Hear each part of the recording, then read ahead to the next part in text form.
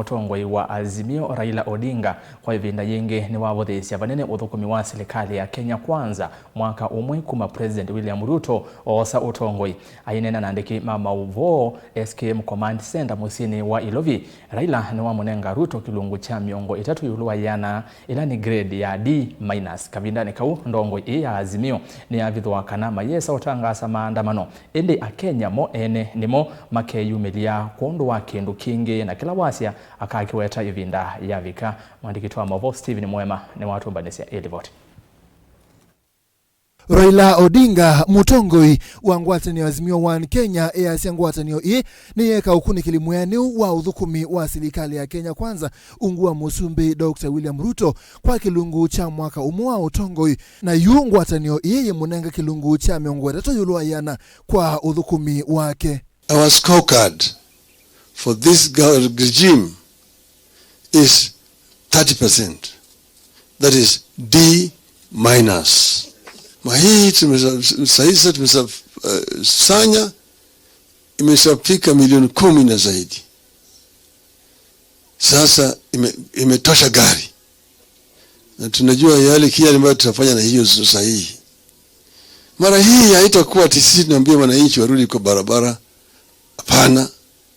Wananchi wakirudi watarudi kwa mambo mengine tofauti kabisa. Sitaki kusema wakati huu, manake nitakuwa mimi nimetoa maneno mapema. Lakini wakati huu watu wetu wanasongea na wale watu pande hili lingine.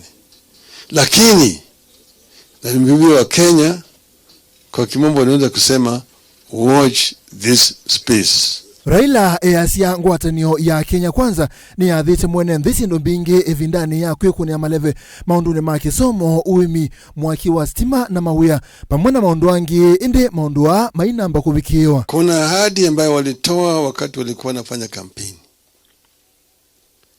Kuna lugha walikuwa wanatumia wakati ile ambao wanafanya kampeni.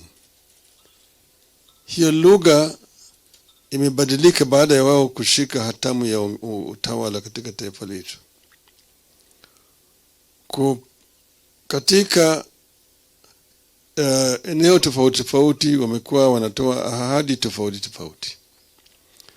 Lakini tunaweza kusema kwa jumla ati yale ambayo wamejaribu kufanya haijafika kile kiwango ambayo wananchi walikuwa wanatarajia. Kavindani Raila Odinga ni umanea kila kuita ata kukwatwa kataka ndu kwa mevia ikibathukanio ni silikali mevia ila kwa na miao ya ile itakwithiwa Uthukuma iteulikililwa. Kwa upande ya utawala kwa jumla, Bwana Mwangi ameongea juu ya mambo ya state capture ya institutions. Mliona juzi mfanyabiashara moja anatishwa. Anaambiwa ati mambo ni matatu. Uhame utoke Kenya. Pili ni kuweke jela. Au tatu ni kupeleke mbinguni. Haya yote ni matamshi ambaye mtu ambaye anajiita rais hawezi kutumia kutisha wananchi. Na vile vile mahakama sasa zimeshikwa mateke. Unaona vile jamaa anamwambia mheshimiwa Okia Mtata ambaye alikuwa amepeleka kesi mahakamani, ati unaharibu wakati yako.